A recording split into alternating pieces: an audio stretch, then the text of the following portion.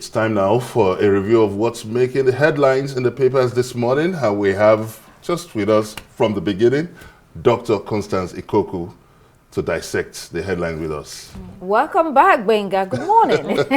Always glad to be back. Yes, I missed you guys anyway. Yes, it's good to see you. We missed you too. Only we were working while you were sleeping at home. I hope you know it has implications. Oh, definitely. To use the Lagos, language. The morning crew mafias. Implications. So see us after this, okay? Okay. All right. So let's look at those stories that are shaping the agenda for you today. Let's kick off with this day newspaper. We have this day there. So, in general, a major front page focus for more than a week now is the spate of mass school kidnapping. The good news is that 24 of the Kebbi schoolgirls have been released, a development leading in many papers. The attacks illustrate the continuing security crisis across several states, sparking coverage on calls for a stronger protection of schools.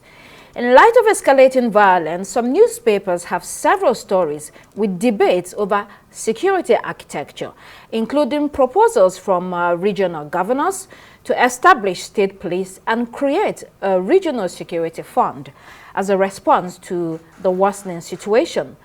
This reflects growing public anxiety and media demand for effective security reforms rather than mere reactive responses. So this day goes with that 24 schoolgirls from Kebbi rescued by security agencies and reported that the president is relieved. And the big profits at NNPC is being highlighted, as well as huge remittances to the Federation account to the tune of 16 trillion naira. This is happening within a broader context of controversy over unaccounted funds that still raises questions about transparency, oil sector governance, and economic policy. And on the window, Lagos State Governor presents a 4.2 trillion naira budget, calling it a budget of shared prosperity. Let's move on to leadership, which is also highlighting the rescue story from Kebbi and tells us that teachers are threatening strike nationwide over these growing school attacks.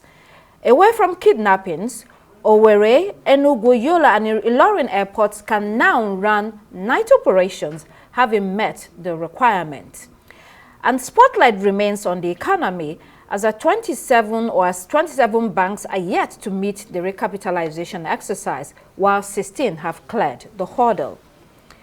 Delhi Independent takes us firmly back into abduction story. We report that bandits have raided Kano villages, seizing 10 women, with House of Reps members demanding urgent action to combat this menace. 35 million Nigerians face severe food insecurity, according to the United Nations, stemming from all this insecurity across the country. Vanguard newspaper leads with the president directing a 24-hour surveillance of the affected states, Kwara, Kebbi, and Niger, and also has that photo of the rescued girls from Kebbi. New Telegraph reports that beleaguered Kwara State has been struck again with banditry, this time abductions of a pregnant woman, nursing mothers, and 7 family members. It turns attention to open grazing, which it reports is being banned by the federal government in light of persistent farmer-herder conflicts fueling insecurity. Finally, New Telegraph quotes controversial Sheikh Gumi as saying he will push for amnesty for Nnamdi Kanu if he shows remorse. What a statement. The collection from other papers, including Daily Trust and The Guardian and The Punch, all show a mix of leading stories focusing on insecurity, kidnapping, political development, security responses, and economic issues. The overall framing tends to highlight urgency. Bold headlines, often with reference to security, governance, or economic stress, reinforcing those themes we've previously summarized in earlier papers. Finally, on the local front, Daily Sun leads with that dire prediction that there is a risk of severe food crisis in Nigeria, and we all know why. And the photo of National Security Advisor Nuhu Ribado with senior advisor to President Donald Trump on Arab and Middle Eastern affairs, Massad Boulos. Apparently, those meetings on U.S. and Nigerian collaboration on security continues. Now, let's move to the international headlines. Many papers here, including metro.co.uk, if we can pull that up. We have that, and then iNewspaper and Daily Mail at first look lead with the forthcoming budget from the government, warning that workers, savers, and pensioners may bear the brunt of tax rises and spending cuts. This theme reflects widespread economic concern, rise in living costs, pressure on public services, and fears over falling real incomes. Many households appear braced for a tightening financial condition, with public anxiety about inflation too. Let's move to the Times. The headline there screams that Rachel Reeves aims at workers and savers and pensioners. And in the Daily Star, the same theme that says Reeves shakedown and the fizzy drinks and meal tax are coming. But Daily Mirror has a slightly different angle, drawing attention to the fact that Reeves is promising wage rises for millions of paid workers.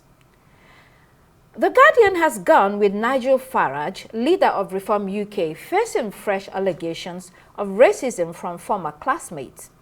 And in the Financial Times, which draws attention to India's dirty steel industry, which it says is facing reckoning now. In The Independent, US and Ukraine have made progress on that peace deal on the Russia war, agreeing at last on the essence of the deal. This headline says, Zelensky is ready to move forward with the EU plan, and Trump says a deal is getting close. Also on Ukraine-Russia, the UK in Daily Telegraph, or the Daily Telegraph, if you can pull that up, the UK is ready to put boots on the ground. It's being reported. And Daily Express focuses on jury trial, which it says Justice Secretary David Lammy wants to axe, describing it as a calamity. In general, internationally, two leading candidates have declared victory before election results in Guinea-Bissau. Tanzania has called off Independence Day celebrations, reeling from disputed elections that saw many protesters charged for treason. And the Sudanese government has rejected a US-backed peace plan, while the Rapid Response Force accepted a 3-month humanitarian truce plan. Now let's break down what these headlines mean and how they affect ordinary people. Let's return to this day newspaper. Fast-moving story, a lot. 24 abducted students regaining freedom across several news outlets. President Bola Tinubu ordering security cordon over forests in Kwara, Kebbi, and Niger. IGP visits Kebbi, Niger State, and asks for a united front to fight insecurity. Bandit attack in Kwara, fresh one. IGP also deployed investigative team to Kwara. There's also the Nigeria-US Joint Working Committee on Security coming up. That's a group. Police has recalled all officials attached to VIPs following the president's order. And House of Representatives calls for a ban on unstructured amnesty to ban this Benga. Well, at the start of the program, I made something light about Alice in Wonderland, Alice Liddell, in 1864, getting a Christmas manuscript of that story, which was never intended to be anything but fiction and to amuse children. But now we see children coming under the horror of captivity. Now it's good that we've seen 24 children, 24 schoolgirls being rescued from captivity, but it's good. I congratulate all the military, the government for their persistence, the political will, but it's time we speak the truth. It's time we face the truth. In 2014, when over 200 schoolgirls were kidnapped in Chibok, there was a global envoy, a UN global, on global education, UK Prime Minister Gordon Brown, who spearheaded a $10 million Safe School Children initiative. And so what happens to the Safe School Children initiative that the first things. Even our chairman, Prince Nduka Obebena, was part of the flag off of this laudable initiative, and we thought that we found that nipping board for the insecurity threat on school children. So now we've seen attacks coming from mainly the Northwest and even some part of the North Central. And this has been consistent. Right. I think the federal government needs to wake up. They are coming out to tell us that no ransom was paid. Right. How come? So we need more explanation. The U.S., the world is now interested. We haven't designated, with the U.S. designating Nigeria as a country of particular concern. Everyone is watching, and we are seeing. We want to see how the federal government steps up to this to this threat. We've seen the federal government announce the cordoning of the forest crossing Niger, Kebbi, and some parts of the north. But we want them to come out to tell us the truth. How were the girls rescued from a die-hard bandits that held on to this? And we know that once the ransom is paid, they go back to recoup themselves with to strengthen their weapon base. So many of these things are very, very. We need to be sincere. 2014 till now is over 10 years ago. And we're still spewing the same narrative. It leaves such a bad taste. And that narrative was there even before that 2014, unfortunately. It's just that story in particular just was brought into the spotlight at the time. One other thing that I would like to add to what you've said, and you rightly mentioned, is the fact that there were negotiations that were in place for the freeing of these girls. So they weren't actually rescued from what the reports are saying. So, you know, information and details about that is still unclear. How did that happen? How was this negotiated, and who went about, you know, in charge of the negotiations? Who was involved in these discussions? So, I mean, as we've all seen the videos of the girls in the bus identifying themselves, happy to go back to their homes. It's a bittersweet moment because we're happy, but we're sad at the same time because this will not be the fate for many others that have been abducted. And Gbenga, just to quickly go back to your point on the Safe School initiative way back, I think the focus there was how to mobilize funds, which they did. A lot of money was mobilized from the private sector to help students, you know, have a safe environment. It was mostly about, you know, what do we do within the schools across Nigeria, especially in the north at that time, to ensure safety. They were not going to take over the job of the government or the job of the security forces. So the fact still remains that the government has the main or primary responsibility of securing people, and so they have to do it. But they've done nothing about it. The perimeter fencing and the community global security agenda, nothing has been done in most of the schools. And if anything has been done, it has not been reported. I mean, there's so many schools, you know, across the country. There's so many. There's private schools. There is federal government schools. Which one, you know, how many of them are you able to handle? And let's also talk about this recent rescue of the students. If it's easy within a few days to rescue the church worshippers and the students, what makes it so difficult to stop the bandits in their track? Because it seems like every time there's a rescue, they go back to what they do very well, which is kidnapping. And let's remind you that the special advisor to the president, Mr. Bayo Nanoga, he was with Arise a couple of days ago, and he said that the security forces know where these bandits reside, where they are operating from. And he said that the only problem is that sometimes they use human beings as shield and they live within the community, so it's difficult. But Nigeria is not the only country that has faced this kind of problem. So surely there must be a way to, at the end of the day, stop them so that the kidnapping doesn't become a cycle. It's already a cycle. Doesn't continue, you know, perpetually. Yolanda wanted to say something. Yes, no, I just wanted to speak on the point that you were talking about how the children were, left vulnerable. You do remember that the army that was protecting them at the time were discharged about an hour prior to their abduction. And so that has been the question on the lips of most people. Why did that happen and who gave that directive? So I was just pitching that in on the point that you were giving. And it's also important to note that this is a race against time, as the World Food Program has announced that 35 million people, which is a substantial population of the North, risk acute and severe food shortages ahead of 2026, which is just some days away. Right. And this is a great opportunity, actually a brilliant opportunity for the government to turn the tide, with countries like the U.S. offering to support. With intelligence, we learned there will be a group that is set up in order to enhance that collaboration. It now depends on how the government is able to seize this moment to bring a stop to this crisis that we're facing as a country. Let's take another story in Delhi Independent. There, an economic story, system banks meets recapitalization exercise, and central bank retains interest rate at 27%.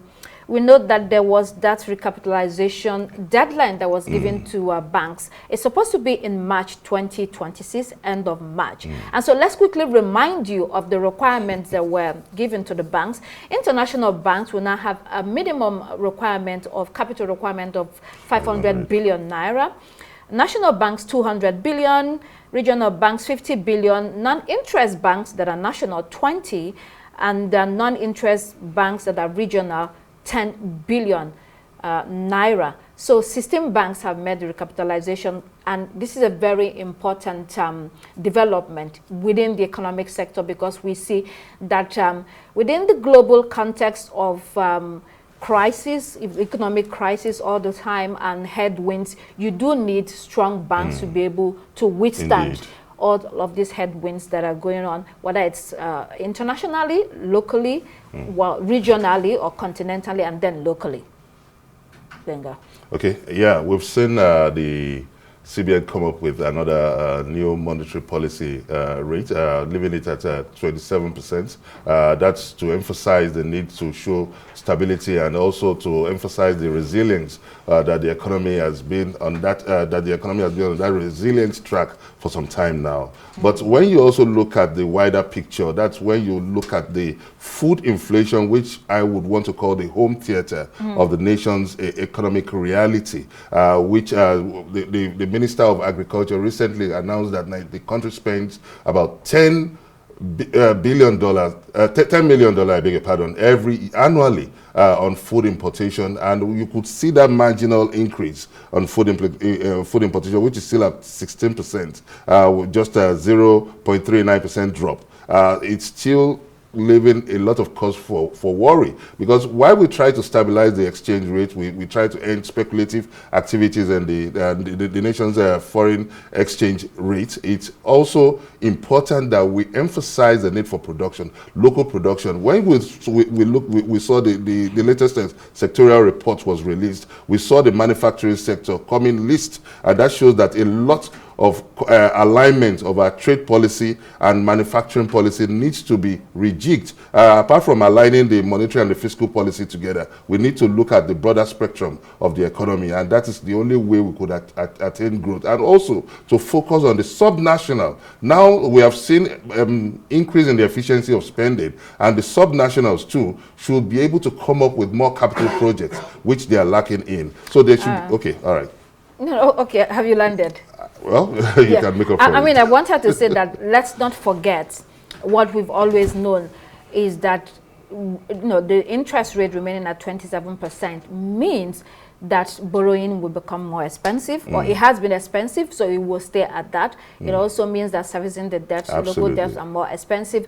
It also means that expansion of industries, you just mentioned industries and local production, it means that expansion will become more difficult. And what it signals is that, the central bank is focused on controlling inflation, which it means that it's more important to it in the short term than stimulating growth through cheaper credit. So that's the crisis we're facing at the moment. And I think that the method that they approach, or their approach, is let's watch and see how this goes. And then we very cautious one. Yes, and then we'll make the next steps.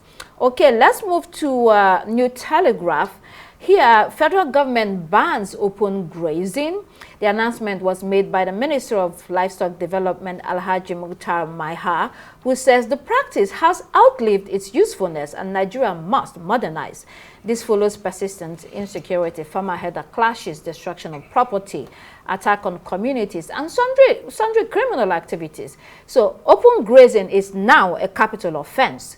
Ranching is the way forward to reduce conflict, said the minister. Yolanda, do you want to say anything on that? Absolutely. I think this is an overdue development. It's something that many have been calling for a long time now. And finally, the FG is listening. So it's very good to see this type of development, because this was becoming an unbearable sight. Even in the cities, you are seeing so many cattle crossing the highway. I mean, in Abuja, yes, in Abuja, you've seen a lot of this. On highways, literally, you are seeing all these cattle. And this is just such a dangerous thing to happen, and not to talk about the damage that is done to farmlands, and just the overall damage of having this grazing without any, so to say, rules. So it's very good to see this move is also made to limit these farmer herder conflicts that we have been facing across the country.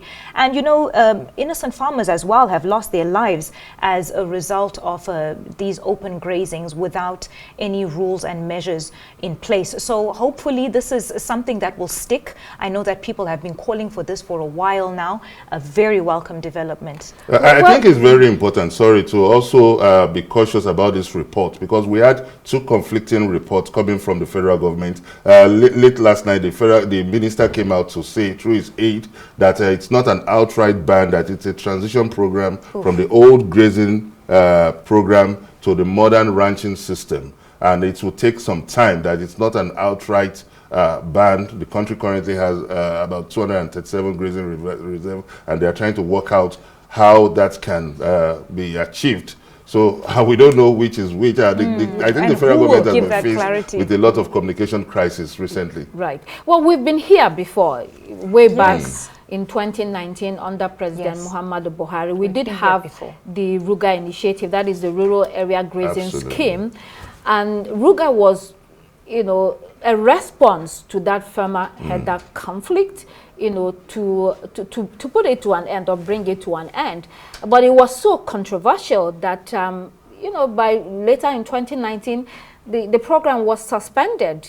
There were issues of perceived, agendas, that, they want to take over some parts of the country. There were land ownership problems and the legality of it. There was lack of consultation. There was also security concerns. Security concerns in the sense that people felt that if you move the cattle herders to communities where people are living and, have these RUGA schemes, they're already having problems, so it might exacerbate. And when it comes to the land ownership and the legality of it, the land ownership is based on control of lands in Nigeria is the prerogative of the state government. And so the sense was that you cannot all of a sudden forcibly take land from communities. The federal government cannot do that and give it to cattle rearers. And no, there was also that argument that cattle rearing or livestock development is a private business. If people are interested in advancing that business, they can modernize it by buying land from people that own lands. Buy lands and then settle where they want to settle. So later we also moved from RUGA to the National Livestock Transformation Plan, NLTP, which was supposed to be a replacement. And so what happened is that some state governors went ahead to begin to provide that settlement for farmers. I'm not sure how much or how successful that has been, but in a lot of states that made more sense than, forcing other people from other states who did not own land. There was also that argument that a lot of northern states have large expanse of land and so are able to do this very easily if they choose to.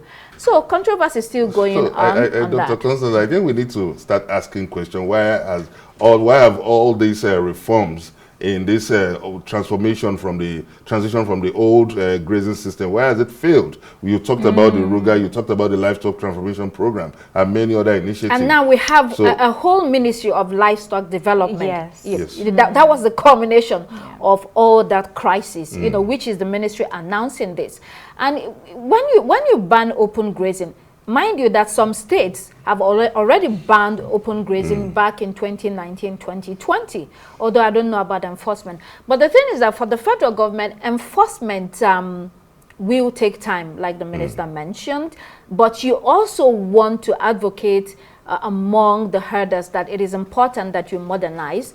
That will take time, and that enforcement has to be strict. If not, you know, people continue to graze all over the country, and it continues to cause crisis. Let's look at the international headlines. Guinea-Bissau, two leading candidates claiming victory in the presidential election, even when the results are not out, Yolanda. Well, this all began on Sunday when the West African nation held their elections. Now, you know, if you know anything about Guinea-Bissau, you know that Guinea-Bissau and coups go hand in hand. So now to see, you know, this newcomer, first there's the incumbent, who is Omaro Sissoko Embalo, I hope I said that name correctly, who is seeking his second term. But now he's coming forward saying that he has won. And we have this newbie who is also coming in and saying that he has won as well. So we don't have much clarity on that, and I know that a lot of people are on edge because we don't want to see the same story repeating itself where violence breaks out. We had that in Tanzania. We're seeing this just all across the nations that are having their elections, and so it's a really dicey thing. I think they really were trying to avoid having a runoff and having to go through this process again, so everyone is just trying to win by a head and just quickly put their own before things become official. But hopefully we will get a credible report that has the actual result of who the actual winner is. Well, the results are not officially out, and what we are looking at is a repeat of Cameroon, where 92-year-old Paul Biya claimed victory, and the opposition candidate is Chiroma Bakary also claimed a victory, and now he has fled the country because he was being threatened. The violence broke out after the elections, and the government said he instigated the violence. He has fled to Gambia, and Gambia has received him on humanitarian grounds. So all that is happening. We also saw that, you know, crisis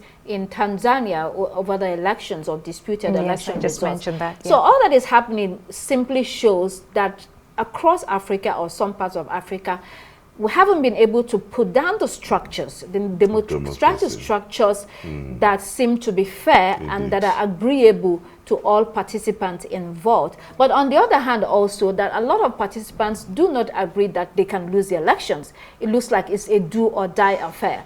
Whether they lose or if they lose, they don't want to accept the results. They head to the courts, and so we're increasingly seeing that the courts are going to be deciding the election. So it is a dicey situation in Guinea-Bissau. It's a tiny country that has suffered. Just poverty 2 million is very high. Slightly above 2 million population. And poverty is very high. It also questions the use of democracy and the use of governance. If in a country that is so tiny and poverty is high, what do you do with the election results? What do you do with the presidency if you're unable to provide prosperity in such a tiny country?